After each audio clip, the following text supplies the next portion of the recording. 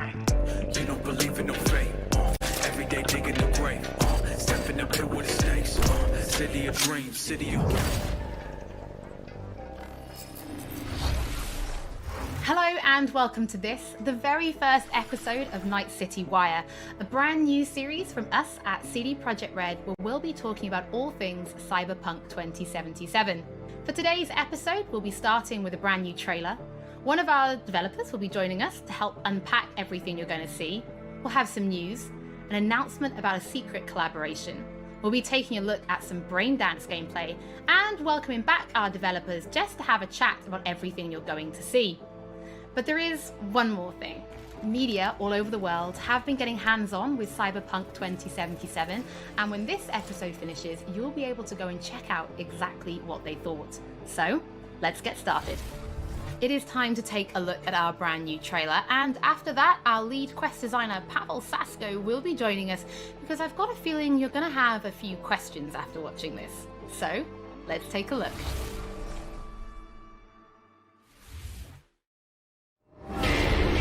Love this town. The city of endless opportunity. Ready to get your cherry popped? Yeah, come on! City like any other, just bigger. Nah, mano, not just any other city. Legends are born here. The major leagues. We're only here because Dex is pulling the strings. Doubt that puts us in the same league as them. But we are. They just don't know it yet. But if you got the cojones and you know how to use them, you can do damn near anything. Unless you catch a bullet. Even then, you go out with a bang, right? You know, you can make heaps more eddies as a motivational speaker. Yo, Mr. V, a pleasure. So what's the gig, Dex? You meant to come out in one piece? How about we go over the plan? There's this prototype tech, a biochip to be precise. Jobs to grab it. Guessing it belongs to a corp. Arasaka. We're robbing some heavy hitters. Thought you could blackmail me, fucker? High risk, high reward. First rule of the afterlife. Ka-ting, baby. Goes without saying, we do this on the hush. Ideally, no bodies, not a one. Sounds simple enough. He's lead, assholes! Is it gonna be dangerous? Don't you worry, mi amor. We're bulletproof. Get your ass moving now! What the fuck just happened in there? Can't stop digging Night City. Fucking major leagues. Happy now, Jackie? Yep, that's fucking high! Time to bail! Oh my god, we're so fucked.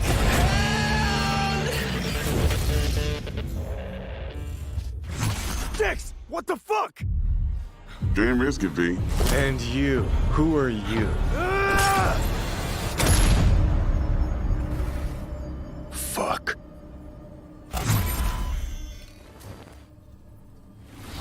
So the trailer contains footage from the game's prologue only, but there was an awful lot in it. So Pavel, why don't you try and help us unpack everything that we just saw? Oh yeah, I mean, absolutely, I can try. So, what you have just seen is only the prologue of the game. So that awesome stuff is only happening in the first few quests. What the trailer shows you is really our stage, the Night City. You know, this gigantic city built of 6 completely unique districts, surrounded by the 7th one that we call the Badlands. As a player, you are meeting Jackie. Jackie's your friend. Now, they together are trying to reach out for something that is very precious. They're trying to reach out for this chip of immortality, this gateway to eternal life. Jackie introduces you to Fixer Dexter Deshawn.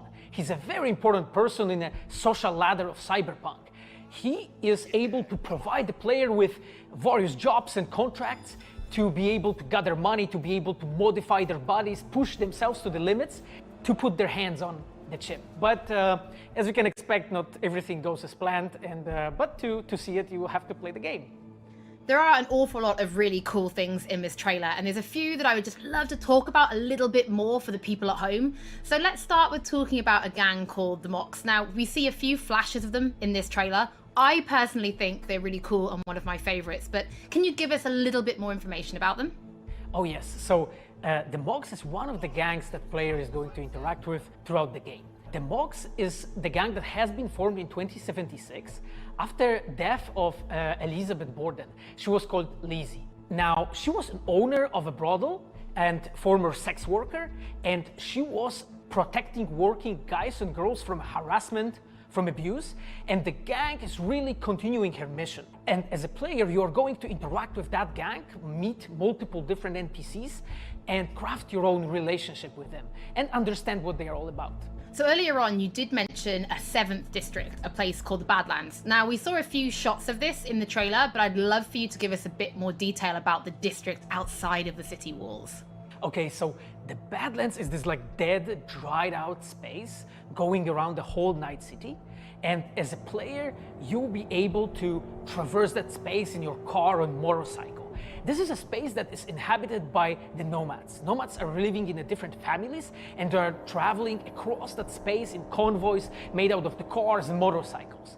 And as a player, you'll be able to traverse and access different type of open world content that has been prepared specifically for you to get that awesome feel of the Badlands as an area. In the trailer, we also saw like a completely metal creature. Now, he didn't look like he was from the Maelstrom gang. This looked like something else. So please tell the people at home, who is this giant metal monster? Okay, so that big dude, that was Adam Smasher. He has been introduced in pen and paper in Cyberpunk 2020 by our senpai Mike Pondsmith. Adam Smasher is a fully converted cyborg. He was always a loyalist of Arasaka. And time has changed, and in 2077 he had to find his own space in Night City, but to find out you'll have to play the game. In this trailer, we do see some flashes of a Ripper Doc called Victor Vector. I think if people have watched our previous gameplays, they might remember him. But I'd really like for you to give the people at home some more information about what Ripper Docs are and how they'll be interacting with them when they play Cyberpunk. So Ripper Docs in our game, they are surgeons. They are like a specific type of a job in the social ladder of Cyberpunk. They are accustomed and specialized in replacing limbs to the metal ones. They can basically update your body, enhance your body, change you into this walking war machine. And as a player, you are going to meet different kinds of Ripper Docs in the game, craft your own relationship with them. Some of them are like important characters for a story. Through that, you will invest eddies that you're gathering to turn your body into this tool that allows you to survive on the streets of Night City. Pavel, thank you so much for joining us. I know you'll be back later in the episode because you're going to be helping us to analyze the Braindance gameplay. But before that, we do have some news to share.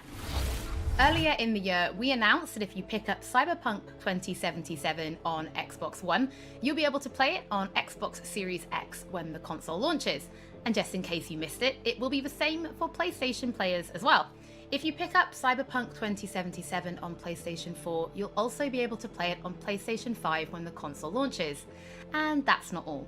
There will be a free upgrade for Xbox Series X and PlayStation 5, but we'll have more details on that soon. To Night City. Before we reveal our first look at the Braindance gameplay and welcome back our developers for a chat, there is just one more thing we want to announce, something that we've been working on in secret for a while. We are very excited to announce our partnership with Studio Trigger and Netflix to bring you Cyberpunk Edgerunners, a standalone anime set in the Cyberpunk universe, which we've been working on for some time now. Edgerunners is due to launch in 2022, but for some more information, let's go to the team in Tokyo.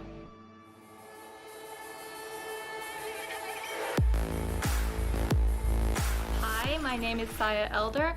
I am the Japan-based producer for Cyberpunk Edgerunners. What I do basically on this project is that I am a fixer, to put it in the words of the Cyberpunk universe. We are a game company. We are a bunch of nerds, and wherever there are nerds, there's going to be anime fans. So it was always a dream for us to make anime. When we began this project, we were certain that we didn't want to make a recreation of the game. Cyberpunk Edgerunners is a standalone story set in the same universe. The stage is still Night City, but everything else is totally new. New characters, new story. I do like to think that it's going to be a great gateway for newcomers to come and check Cyberpunk game and also the Cyberpunk genre as a whole. Right now we're in Nakano, which is one of the biggest anime meccas of the world. I'm going to take you to Studio Trigger right now because we have the wonderful opportunity to talk to the Dream Team that will be bringing you this anime. こんにちは。トリガーの代表取締役の大塚です。監督の今石です。キャラクターデザインを担当する吉成です。ゲームのサイバーパンクのファンの方、今回初めて触れる方両方に満足していただけるようにアニメを作るつもりです。よろしくお願いします。今回はそのサイバーパンクという僕らが10代の一ファンにしか過ぎなかった頃に生まれたジャンル、そういうジャンルのものをまた、時代が南進をして作れるというのが非常に楽しみです。トリガーも10年ということで、監督に今石、キャラクターデザインに吉成というトリガーの最強の武人で、トリガー10周年にふさわしい作品にしていきたいと思います。お楽しみに。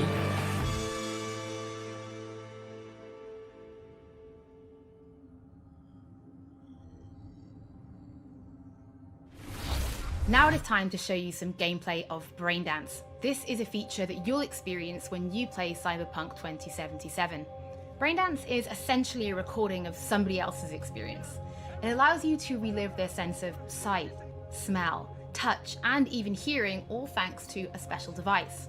After the gameplay, I will be welcoming back Pavel Sasko, and will also be joined by Patrick Mills, our senior quest designer and all-round lore master, who will be helping to answer your questions and give you some explanation on how you'll be interacting with Braindance when you play Cyberpunk 2077. So, let's take a look. Plan simple. Do nothing odd. Don't get creative.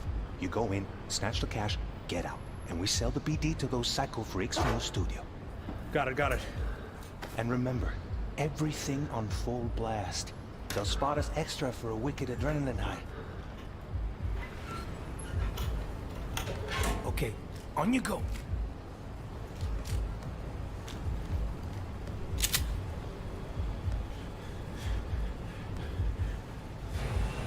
Down!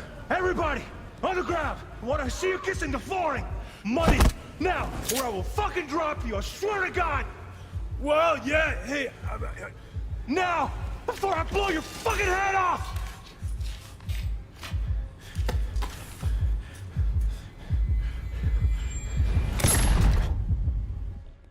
Ah! Slow, deep breaths. Your cortisol and adrenaline spiked, but the soft activated your hormone blockers. Nothing happened. You're alive and well. That was too much. Could feel the guy's pain, his stress, his hope. Hope wrapped up in something else. Mm-hmm. Probably took a booster just before. You'll be fine. Got everything set up? Let's switch over to editing mode.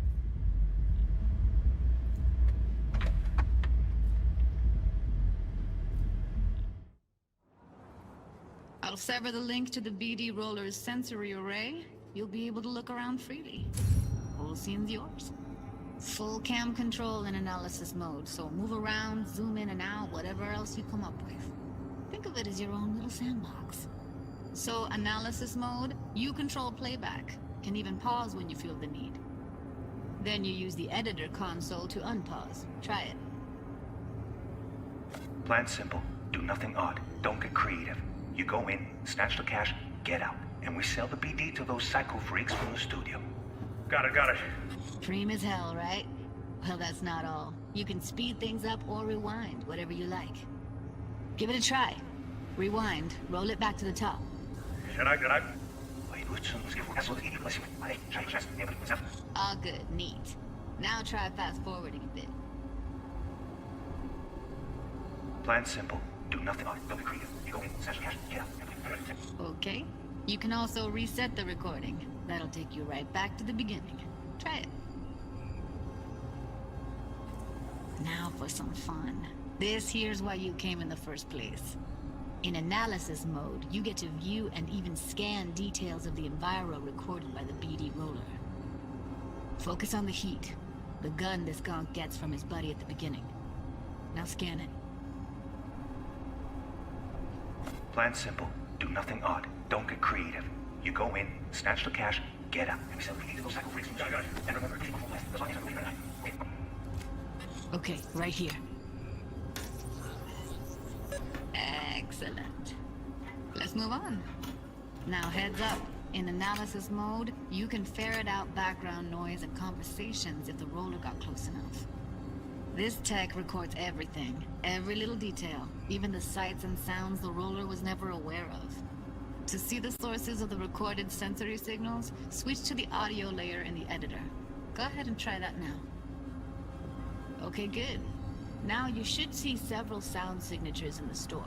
Choose one and hone in on it. Pack of 6, case of Brosif, and a couple of zappers. Okay, we have a deal today on 2 flavors. Curry and Down, surf and everybody! So, any thoughts? Unbelievable. Seriously, like what's happening right next to me. Yeah, it's how BD recording implants work. They pick up everything, all the elements in the background. Then an editor tweaks them, makes them pop. Keep playing with the sound, explore it a bit. We'll move on when you get bored. I wanna see you kissing the flooring! Money! Net! Sometimes you can analyze extra layers in the raw, stuff the roller's cyberware picked up. Like what? Ev's got Kiroshi optics that grab infrared, meaning you should be able to grab heat signatures from her recording. Huh. Hella nice. Scanning works on peeps, too. Walk up to the wounded chick. Try scanning her. Alright, next thing. Scroll forward to the part where our artist gets a lead injection. Or I will fucking drop you, I swear to God! Well, now, fucking head off!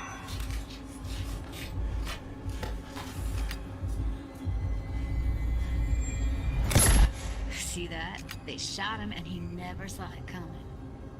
But you will. Here it comes. My favorite part of the game. See the blinking thing over the entrance? Surveillance cam. Must have caught our shooter. You'll see in a sec. Cam feeds to the screen behind the clerk. Roll back to where the screen's in the kid's field of vision, then scan it.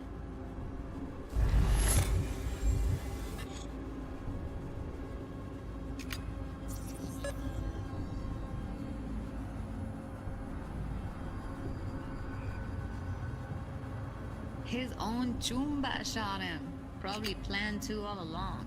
Must have got a nice slice of cred on the black market for a BD like this. BD freaks are ready to pay a preem for a real flatline. Anyway, if you've seen enough, you can exit.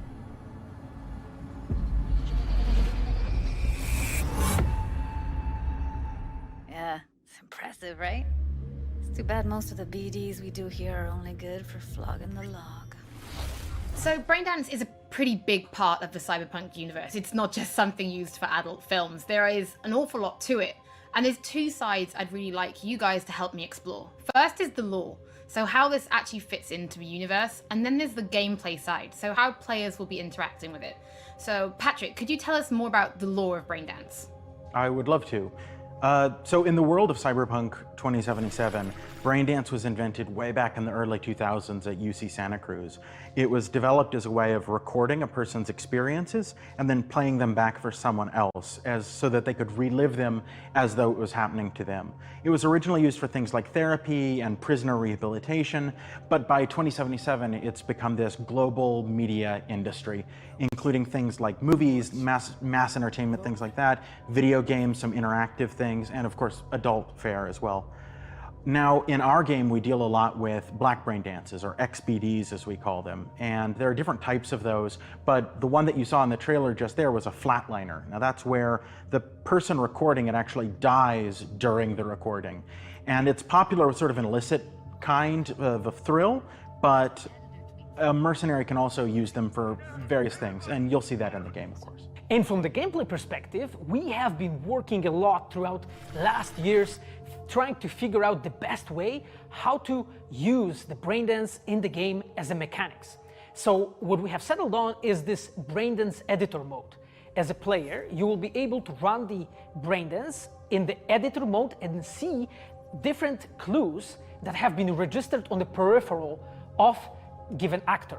Now, as a player, you can slide on the timeline of that recording, back and forth, trying to uncover different clues. And that clues are actually telling a story in the game. So, as a player, you will run different investigations that will lead you to different mysteries, and you will uncover them actually using that Braindance as a mechanics in the game. So, as Pavel was saying, we use Braindance as a storytelling tool. It's not a collectible. It's not something where you're going to go in and you're going to play it and you're going to be like, I've seen this before.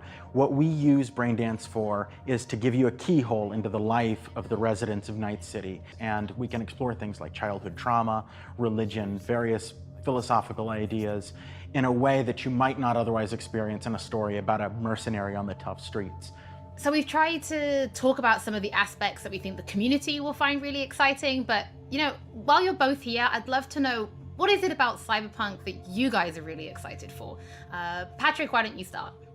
So one of the things that I'm most excited about in this game is the characters and the way they interact with the world. We've got this really interesting world that stretches all the way back to the Cyberpunk 2020 source material and all of these events and all of those things, but those don't mean anything unless they connect with characters. And so when we come up with a character, we start with their function. What is this person? What do they do in the story? But we don't stop there. We go back and we figure out, what was their childhood like? What was their upbringing like? What kind of obstacles did they face in this harsh reality, and did they overcome them? And how did they overcome them, or did they not overcome them, and why? And you can see all of those things in their environment, in their dialogues, in sort of how they operate in the world. And we come up with that for all of our characters. Now, you look at someone like Victor Vector, and you're going to see stories about his past in his environment and in his dialogue. You know, we come up with that stuff even if we don't use it in the game, because it helps inform us as to who these characters are. And for me, I would not be myself if I would not say that I'm the most excited about our quests. Like with our Witcher 3 team, with Patrick and like everybody that has stayed with us since the Witcher 3 time, we really have grown so much. We have learned so much, and we have used all that experience to put them into the quests that we have made. And you will not find really a filler in this game. Like everything has a meaning. Like we put so much effort into making sure that everything is rewarding, is interesting, is talking about characters, as Patrick said, is talking about worlds, is talking about emotions, like touching the player in a really, like a real way. And I just can't wait to find out what you think. Pavel, I know you mentioned story and quests and writing quests, and when I was last in the studio, I had a look and I saw a notebook on your desk, and I would love for you to show everybody this notebook. Okay, Holly, I mean, you asked for it. So this is my notebook. It says Salsa Quest Designer. The reason is because I dance salsa, and I'm a quest designer, so you know. So I started this notebook actually when we were really starting Cyberpunk. At the very beginning, I wrote like a first note, and it says pretty much something along the lines of that we were starting with a prototype. And then, you know, I kept on basically noting things that we've been working on for like next years. I remember once when our concept artists actually approached me, and they said that they want to take a look on my notebook. I was like, what for actually? And they took some pictures, and they told me, yeah, well, you know, because we are looking for a reference material for notes of a psychopathic killer. Yeah, well, you may find maybe some of my notes in the game. Pavel and Patrick, thank you so much for joining me. I'm pretty lucky because I have read some of the stories that you and the team have written for Braindance, and I'm pretty excited for people to discover them. But before we do finish today's episode, there is just one more thing we'd like to talk about. Earlier in this episode, I mentioned that media have been getting hands-on with the opening of Cyberpunk 2077, and they should be posting their impressions right about now. And if you missed anything from today's episode, don't worry, we'll be uploading everything to our channels very soon. And finally, on behalf of everybody at CD Projekt Red, we just want to say thank you so much for joining us for this, the very first episode of Night City Wire. But don't worry, we'll be back with episode 2 in just a few weeks. So, we shall see you soon.